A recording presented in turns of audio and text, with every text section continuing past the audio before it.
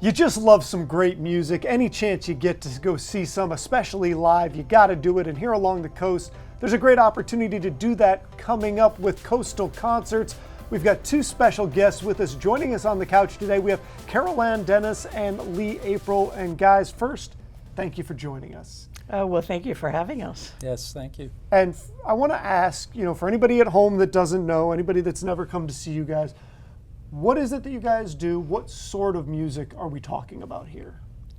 Well, we are the premier classical music organization in Sussex County. So we have a very diverse program every year. We offer concerts from October through April, and different variety of genres and artists, from brass to woodwind to string quartets. And, classical music may not be your cup of tea, but we love it. And we think if you come to one of our concerts, you're going to love it. The thing about classical music that always strikes me, not that I don't love to hear it on my own at home through the radio or through, whatever streaming app I'm using, but to experience it live is an entire different experience. It really does feel like that music's coming at you. So let me ask you, Lee, what drew you to this kind of a thing? Well, I have a classical music background from all the way from 8 years old. I think I started playing the piano, and I've always had an interest in that. When I moved to Lewes from Virginia, I was asked by one of my neighbors if I would like to go to a concert, and I said, gee, I don't think I can come this time, but my wife went, and she loved it. She absolutely loved it and thought I might be interested in it also. So I went to the next concert, and somehow I got involved being a volunteer there, and boy, that was almost 6 years ago. I love it, absolutely love it. And let's talk a little bit about the volunteers that it takes to make this happen, because a lot of it is volunteer work, not all of it, but a lot of it. So what does it take to put all this on? Lots of volunteers, and we couldn't do it without our volunteers. We have over 50 volunteers that work for us. Our volunteers help from the day of the concert, taking tickets, handing out program booklets, escorting people to their seats, but they also do things like marketing and fundraising. And as I said, we could not do this work without the volunteers. Now, there's a couple things we want to get to. I know we want to touch on your scholarship program and a couple other things, but before we do that, what is the next big thing you guys have going on so that the people at home can get excited about maybe having an event to see? Well, we start our 27th season this month. We're really excited. A very diverse group of artists, from an all-female brass quintet to a guitar and violin duo at the end of the season. And I think it should be a really exciting and very diverse group of artists.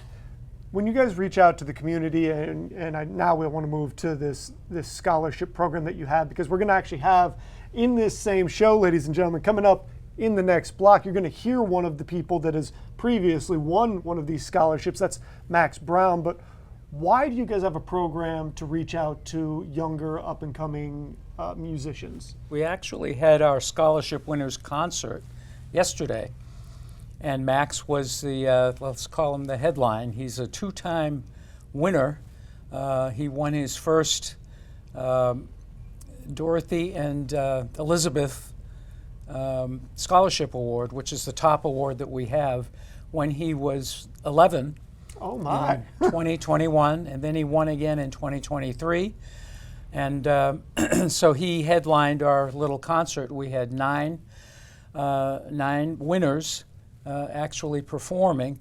It was absolutely wonderful. I get chills when I hear these people playing anything from piano to violin, viola. And they do a wonderful job. One of the things we haven't mentioned is that we try hard to get students to our concerts. And if you're a student and you bring a parent or a grandparent or a teacher or another adult with you, you both get in free to our concerts. That's great. So we encourage that. We also have discounts for veterans, for first responders, and students over 19. Is there anything else, before I have you give the details one more time, is there anything else that you wanted to add about what you guys have going on? Something that's really, really, I think, important is our outreach programs. All of our artists, for the most part, will do an outreach concert for free the day before their regular concert. We do them in places like Camp Rehoboth, in the schools in Sussex County, in some of the senior centers, the Moorings, Truett Lodge, we've done concerts in. It's about an hour, it's free, and it's always standing room only. People love it. Well, why don't you tell everybody, and I'm going to have you look at them right here in this camera here, tell everybody when the next concert is so that they can get out there and be a part of this. Great. Well, our next concert is October 25th at 2 o'clock in the afternoon. We have all of our performances at the Bethel United Methodist Church on 4th Street in Lewes. And tickets can be bought online at www.coastalconcerts.org, or you can buy tickets at the door. Well, thank We you. hope to see you. We hope that you go, and thank you so much, Oh, you're guys, quite for joining welcome. us on the couch. Lovely conversation. So I hope you guys have a great rest of the day, and I hope you have some great concerts this year. Thank you. All right, Thank you so much. We are going to take a break now, but when we come back, you're going to hear some music. Again, I was telling you about it in that conversation here. You're going to hear from Max Brown and his violin.